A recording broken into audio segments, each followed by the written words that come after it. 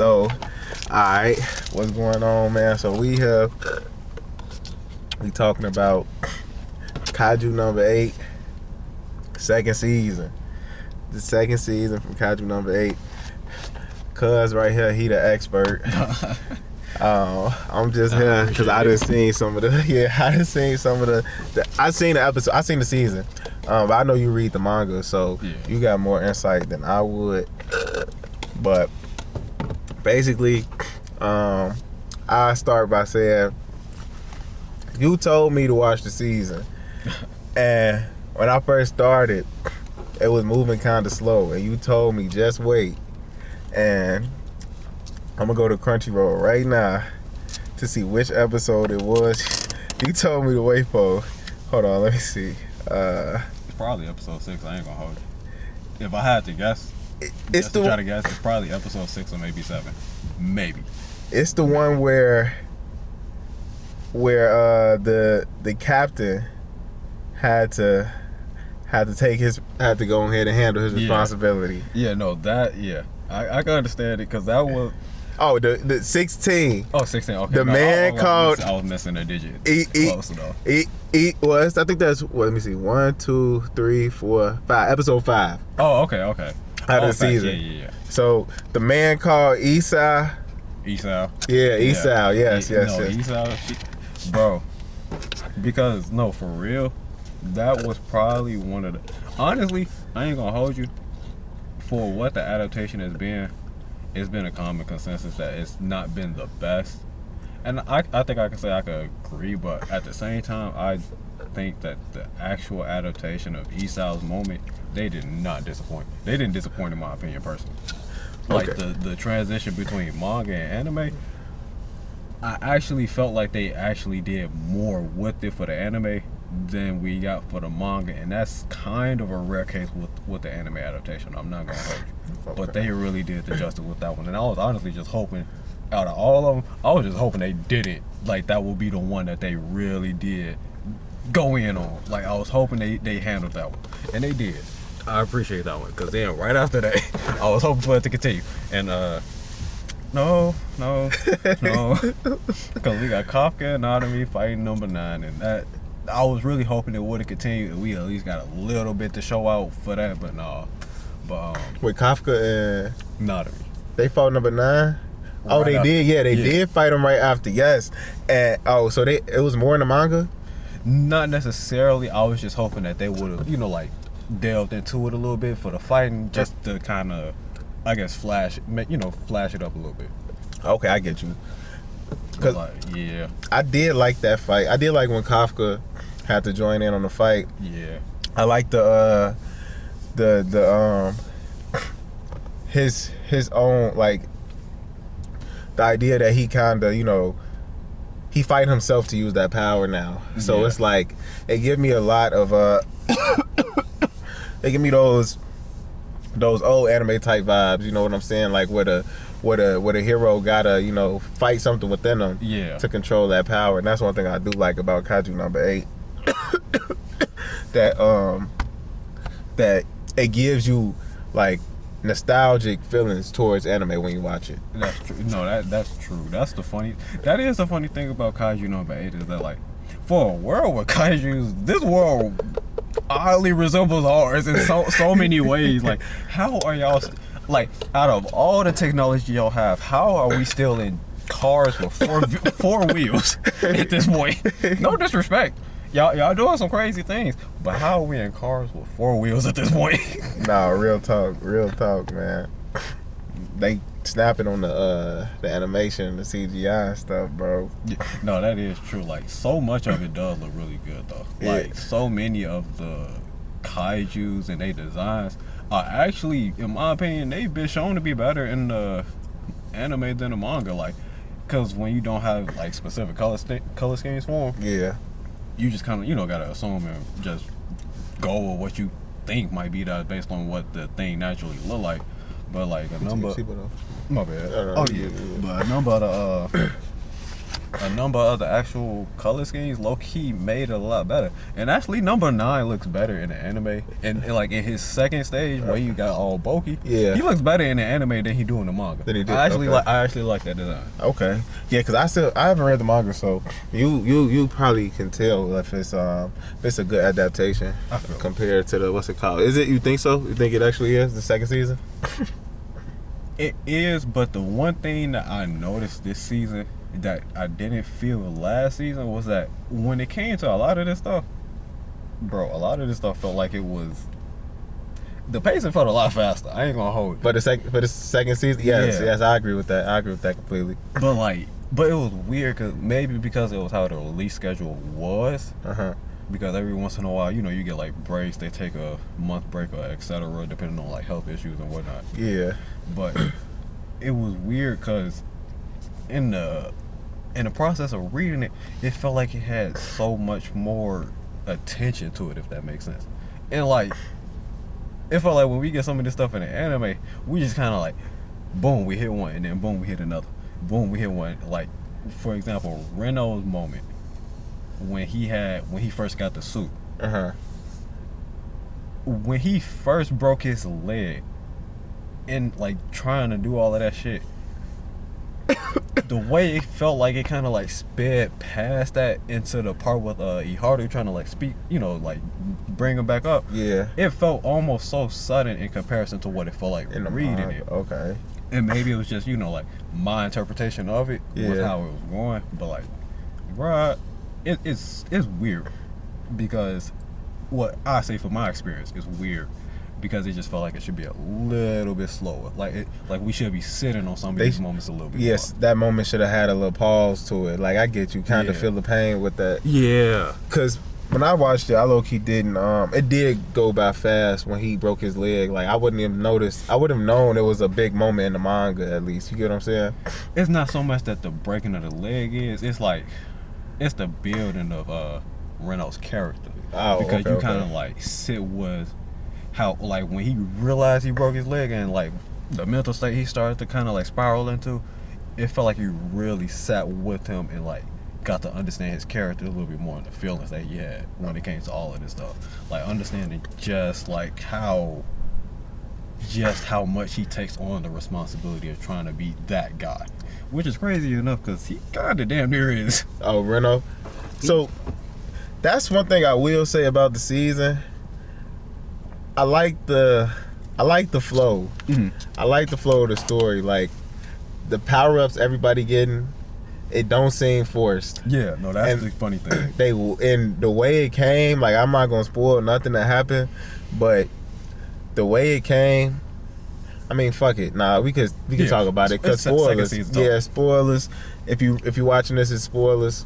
But when the captain was defeated, using a weapon, you kinda expected them to, you know, come from the second. Like that was they old generation kind of going out. It's like if I relate it to anything, it's like the Hokage dying in Naruto. Facts. That makes sense. And when he got defeated, you knew it was a change about to happen. Yeah. And then the power-ups when they came, they didn't. And I love when they do this. Most animes are good at doing this. But it give me My Hero vibes. Just using the powers, using them suits, but not knowing how to use them. Like inappropriately, it's like so appropriate. He was like fucking up his body like he was Deku. You get what I'm saying? Like he was trying to win that fight. Yeah. So it's like that's what made it raw to me, because like it show you the consequences of all actions and like how far they go type shit. Exactly, and how well the captain used this shit. Like it showed the gap in difference, the power difference. Like it show you like it's levels to this shit. Like even his daughter, when they ended up doing the fights toward the end. Yeah. When they all had to how the season ended. They all had to fight their own little shit right there, bro. I ain't gonna lie. I know. That shit was raw as hell. Bro. But they was getting whooped. Like they all getting whooped. Like like it's fucked up. It's man. Cause I'm gonna tell you honestly, cause really, it's about to get to this is like not even trying to, you know, overdo it. This is probably the best part of the manga. Okay. Seeing what they ended off with, I'm actually excited seeing how they ended things, because it also felt a little sudden, and I actually thought we would have got like one more episode and they would have transitioned into what would essentially be the final part of the series a little bit, with a little bit more, I guess, tease. But I can see where they're going with this. So the series about to end? It's yes or no. It depends on how they do it. Okay. Like earlier I said, like I think they can do movies. They technically could do movies, and the reason I say that is because, one, when I think about the amount of content they had left, it would probably be suited well enough for a movie, if not two. And also because, like, when you think about kaijus, a lot of the movies, or like a lot of content with kaiju is like based in movies, like with Godzilla, King Kong, and all that type of stuff. It will kind of just follow the theme of the franchise. Yeah. They got to do a movie. So that's what I'm thinking. Like they probably go into that. But even if they don't, and they just do a season adaptation, they probably could finish it within the next season. They could. Oh, so they could. Oh, the series will be done soon. Yeah. Damn near so. Okay. Damn. I mean, I guess it's leading up to that because, I mean, this main villain they fighting right now. And then Kafka is kind of an old character anyway, so it's kind of hard to expect them to ring this anime out and treat it like But you know what? That's the funny thing about it. Well, I'll say without spoiling the manga. Personally, I do think that in theory we could get a part 2. Oh, okay. Like it's some, and I'm pretty sure there's other fans out there that believe the same thing. Like it could be a part 2. Like it's information. It's enough information for that to be the case. You can speculate on whatever you want, and even the way it ended, you don't want to say it hinted at anything. But one thing I think most fans can agree on is that there is some information that is given to us that is not necessary, unless you're probably going to building something else. Yeah. Okay. Yeah, I gotta catch it. I guess I gotta read the manga. Man, I'm just trying to watch the anime, bro. And but I've been loving the anime, so. No, it's actually good though. I say that it's good. It's been a decent experience. So what do you think is the most important moment in the second season? These the episodes right here. The most important moment in the second season. Yeah. But what I would say I think the most important moment is we got different perspectives because you've read the manga and I haven't. What's the captain name? Which one? The one with the bowl cut. The one from the 3rd division, the one that fight with the dual swords. Yeah, fight with the sword. Hoshina. Yes. I think him using Kaiju number 10.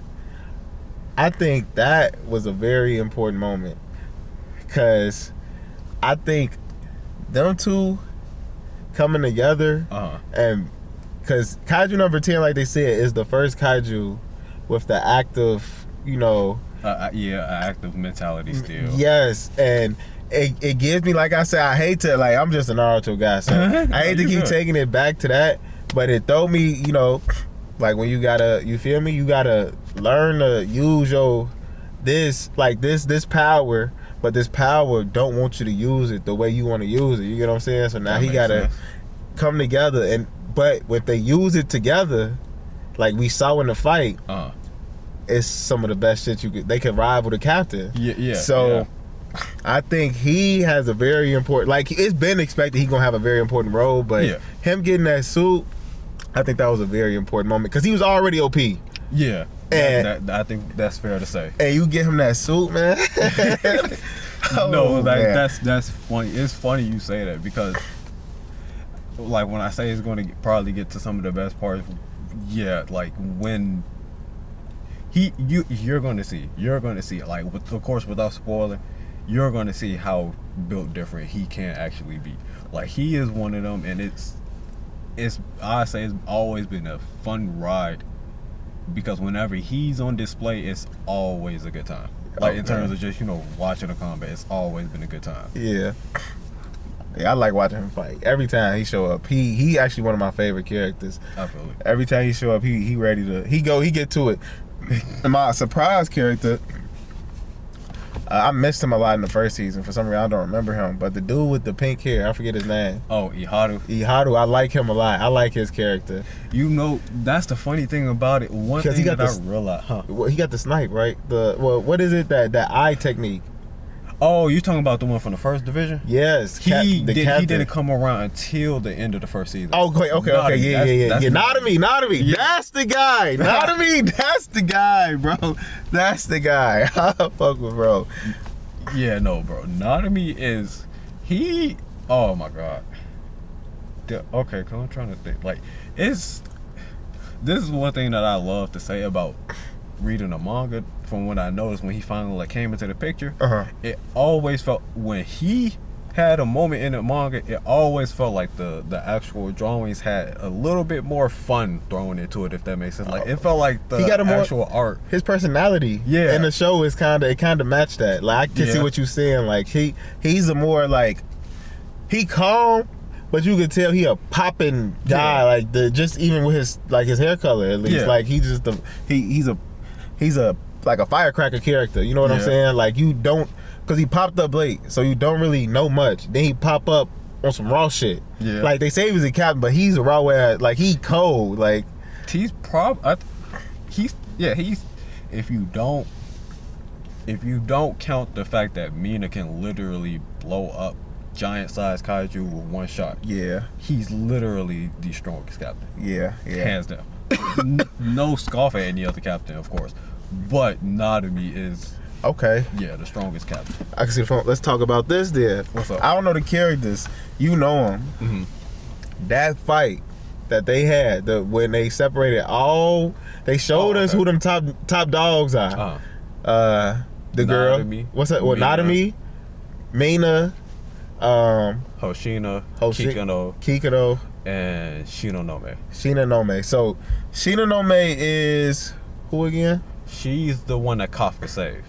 At the end. The blonde girl? No. Yes. So that's Shino. Oh yes. Okay. Then you got Kikero. That's the blonde girl. Yes. And then you got, who was it? Hoshina. Bowl cut. My boy. You have Nanami, and then Mina. Yeah. So that right there, I love that shit when it broke down into that. Like, it showed, like, I like how he the actual play that number 9 had on the situation. Yes, he said, we coming for them dogs. Yeah. We finna take them out. And he's really just trying to make that what was so interesting about him in the fucking manga, bro. Because every time because here's the thing about it, it's still the same way in the anime, but every time he shows up in the manga, it's never a good time for us. It is never a good time for us. We are always dealing with something we don't want to deal with. Yeah. Like, because you saw last time, we damn near got a nuke dropped on our head. Yeah. And that would have, oh Lord, that, like, Kafka, somehow, some way, we just got lucky that Kafka was there. Just, if he for even one moment thought to just abide by Runo's desire and Kikuro's desire to not change for whatever reason that could have been, there is literally no more. I don't know how, like, there's no more. Girl, what you doing? Alright, we back. We was interrupted. And she know who she was. She don't ever listen. Alright. But we was talking about the how number 9 when he show up in the manga, it ain't never really fun. It ain't never really a good time. Like, the way that number 9 has always developed, because this is the thing about it. Every time you even see number 9, because in the manga, every time you see him as well, he also actually looks a little bit different than he does the last time. Oh, okay. Because it's some stuff they took out. It was a small scene they had took out, like, way in the beginning when I don't know if you remember when he took over that one dude that was blonde. Like, when he first fought Kafka and then he left. and he took over some dude that was like driving a car. Oh yes, I do remember that. Yeah. It was like a little bit more to that scene in the manga. I actually do wish they would have animated it a little bit, but that's because I actually thought it was a funny moment that kind of like gave us a little bit of character on him. Oh, okay. But I mean, it don't matter. But number 9, generally speaking, every time he shows up, it's something different. It's something new. And you kind of like, even Kikito said it herself in the last situation they dealt with it, like in dealing with him when he attacked the base. You never know what he's what he's up to. Like, just because when it came to the manga, we never really imagined he could just. We understand it's things that he can do, but we never imagined he could do like split himself up, control other kaiju, and bring them back to life and make them stronger. You're right. We never imagined he can control kaiju on such a degree. We never imagined he'd be able to make 5 total Dai Kaiju level 5 9.0. Yeah. 5 of them. And all of them ready for war. For war. Big as hell. Bro, and that's like, Kaya. But that's like with his character, I want to know more about like how the fuck is this, what happened Like, and the mutations that made him able to do all of this right here. Like, you want me to actually tell you, or you want like? Well, do they answer it? Kind of. Well, yes have they and no. answered it in the manga? Yes and no, but it's Okay. not. I wouldn't say it's a hard answer, because that's the one thing that I will also say as to why I think that they could do a second part. There are technically certain answers that we've never gotten. Okay. So it's kind of weird, at least in that sense to me personally. But I will say the backstory of number 9 is interesting enough. I'll say that. Okay. You can get something from it, and I think it's definitely interesting enough to say it gets you something. But of course, I don't want to, like, spoil, just like, because that will come up later. It's gonna come up in the next season. Yeah. Okay. Yeah, that's I know that's probably a big question on like a lot of the anime watchers, like just like the backstory on number 9, and also I like the way the season ended, because ever since it ended, I've been going back and trying to see if a new episode dropped. And I had to realize, like, they probably just done with the season. I mean, yeah. I forget, when Kafka say she don't know, man. Yeah, man. And that moment was raw as fuck, bro. That moment, and that was one of my favorite moments in the manga. Man. Because that's another thing. That moment felt so real, like, for what the stakes was. Yeah. Like, it felt like when it happened, you just let the moment break down, and you just like, you see her in a terrible state. Like, she was getting messed up. She was about to die. Yeah, she was about to, like, it was over really with. trying not to like break down, but she still, like, and granted it was the heat of the moment, but luckily at the same time Kafka saves though, regardless, like, understanding though, because even then it's like you have that Kikito in the manga, like, her version of that when she fought I think it's number 15 if I remember hers correctly. Yeah, hers is number 15. And I don't know if you noticed, her being number 15, Kikito is 16. Think about that. And they look like each other. Yeah, they do. Yeah, they do. That's to play on each other. Damn. Oh yeah, because this is my, I don't know if I'm right, like, but this was my theory on how they could defeat them. You tell me if I'm right or wrong. I was thinking, because most of them, the people that they fight, the kaiju that he created for them to fight, are perfect matches for them. Right. So I feel like they just need to switch. You know what I'm saying?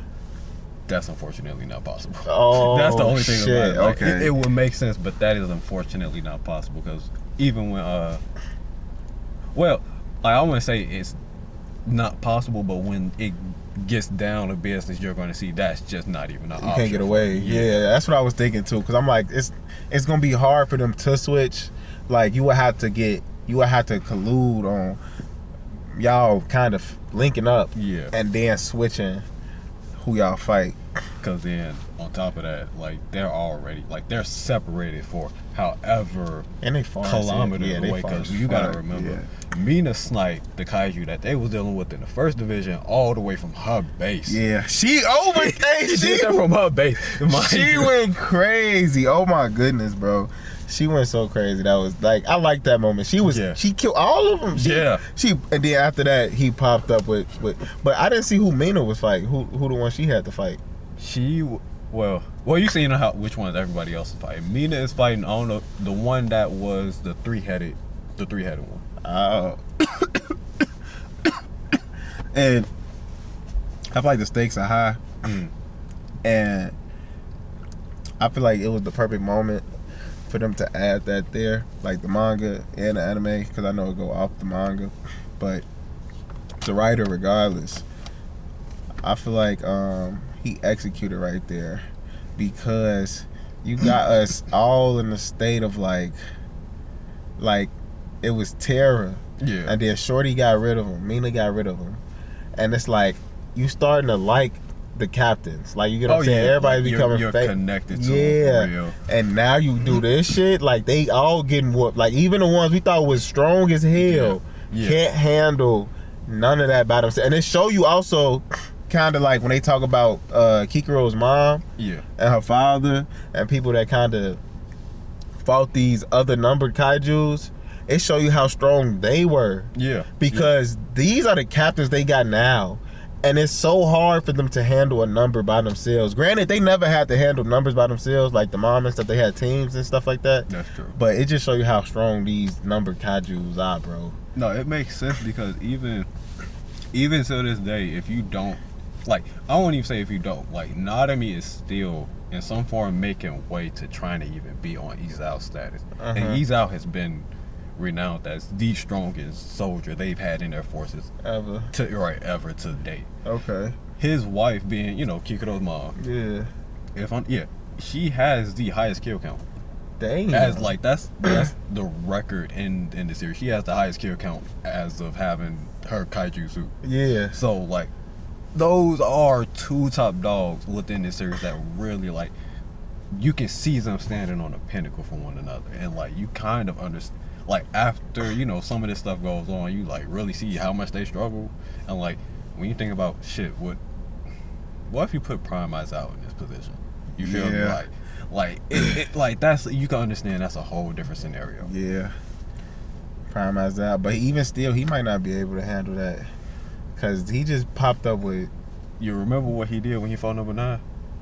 Yeah, that punch. Yeah. You gotta think about that. Yeah, no, that punch was crazy. That's him out his prime. That punch, that's punch was well past his prime. So imagine if he went full force in his prime. Yeah, he probably would have.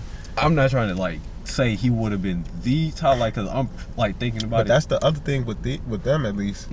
They not in a prime yet. Yeah, they true. All just kind of got in, like, especially Kikuro. She's a rookie. She just started. She is a terrifying individual. Yes, she is actually crazy scary. And then you got it's only gonna get worse, bro. They homie who got the, what's it called? The one that just got the weapon. Yeah, Renault. Yeah, he gonna come. I know he gonna play a major factor. And Kafka, I just like the way. I'm glad you brought up that. I think that's where we should end it. Where you talked about the last scene where he saved that girl, when he saved Hoshina. That scene, bro. Oh no, Shinonome. When he saved her, that scene was so, like, she was, and you felt it. At least when I watched the anime, she was done. Like she already she knew it was coming, but she still was like a soldier. And then next thing you know, your boy run through that motherfucker. For real. he scooped her up for real. He let me handle this. And we about to see, and now we about to see some season 3. We about to see if Kafka is really about that. It's really about, he got 5 number 9s he got to go take care of, for real. That, that is kind of like, he got 5 number 9s he got to go take care of. It's fucked up. But the thing about it, honestly though, because even just looking at it from that, it's like, well, I don't know, because he said he's not gonna help Kika though. Why? Cause he, like, when they went into it, like the notion, like, oh, she got tired of him saving her and stuff. Yeah, I remember she was talking about that. Yeah. So like, Kikuro, and that's what I want to see. If they don't get saved by Kafka, how they finna come up out of this? And I want to see if anybody is gonna perish. That makes sense. That's understandable. Yeah, I want to see if anybody is gonna perish. Cause the way it ended, it left you with so many questions. You know what I'm saying? Like like that. Like I said, I went back and checked for like 2 weeks, 3 weeks, trying to see when the next episode was coming. Cause it's like I'm trying to see what's gonna happen. I feel it. And I will say, what would you rate this season? Season two out of 10. What would you rate it?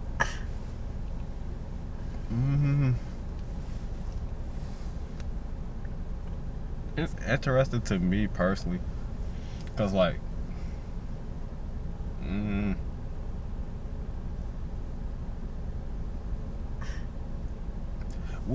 I say we got some. We often get moments that elaborate the season pretty well enough in some manners that like in a manga we just didn't get that, and it feels nice to have those moments in the anime. Okay. It helps it because in some cases I do be wanting the animation or like the anime in general to be a little bit better established or animated in general. I might say like a 7 or an 8, but that's because I think they could do better in some sense. Because when I think about the first season and the second season, the only thing that really kind of like throws me off is that it feels like the second season is just more rushed almost. That's really what it is for me. And so with that, it kind of like it feels like it shows every once in a while. Okay. Where the first season, it felt like if it wasn't top tier, it was still pretty mellow. Like it didn't feel like it failed below the bar or anything. I agree 100%. I do think the first season was. I think the second season had way more action. I think the first season though had a better flow. Yeah. Like it was a great flow, and then it built up to the action in the first season. Yeah. Like the first season, the build up was crazy, and it kept you interested the whole time. Yeah. The second season, I see what you're saying. Like it moved. It was moving quick. I felt that, and I haven't read the manga, but I felt it like because they had that first episode that was slow to me, but like. Wait, what are you talking about? The Hoshina episode? The off day. Yeah. Okay, so to clarify one thing, technically 8.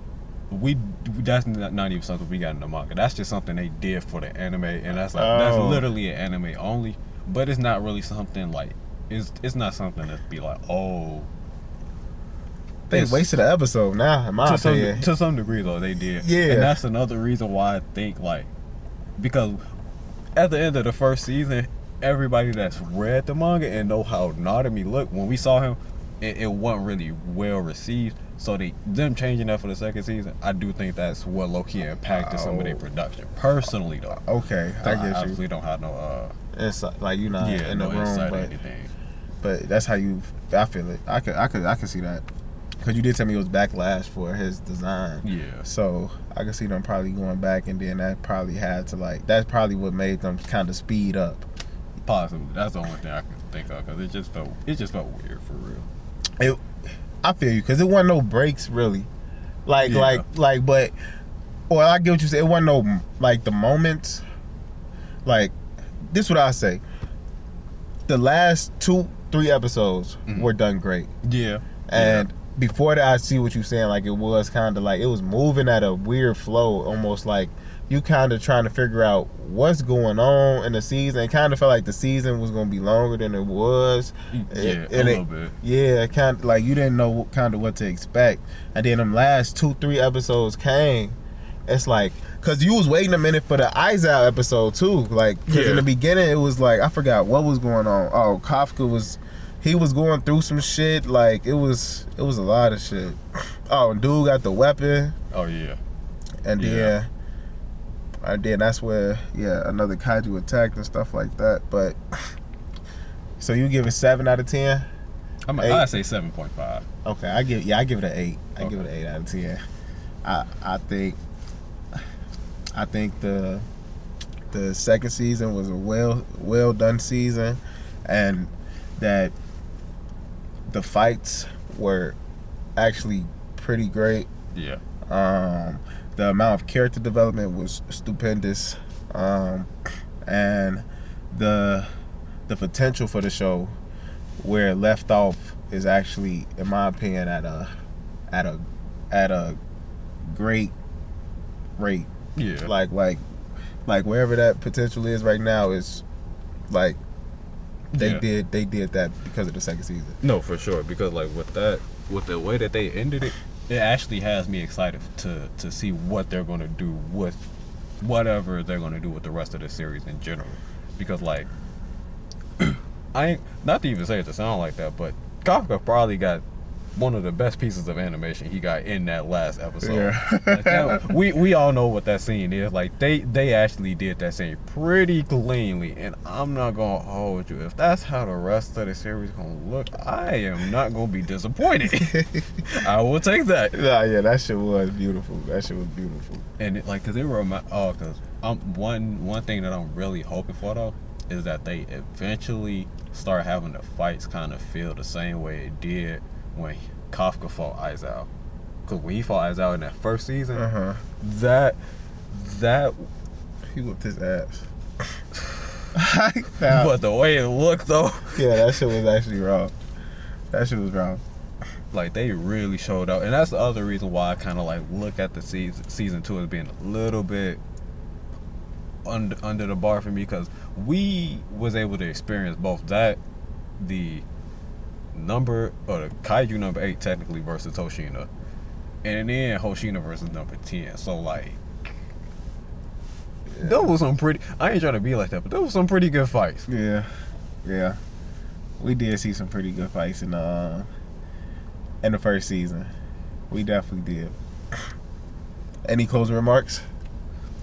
Honestly, I'm just excited to just try to hopefully see what they do with the rest of this adaptation. Honestly, I'm honestly all I really hope for is that they establish the animation that we honestly know they can do. Not to, of course, scoff at them, but just so we can see it. Like, go all out. If y'all need to take some time, okay, fine. Do it. But we want to, you feel me? Like, we want to see this part, if anything, we want to see this part be done this justice.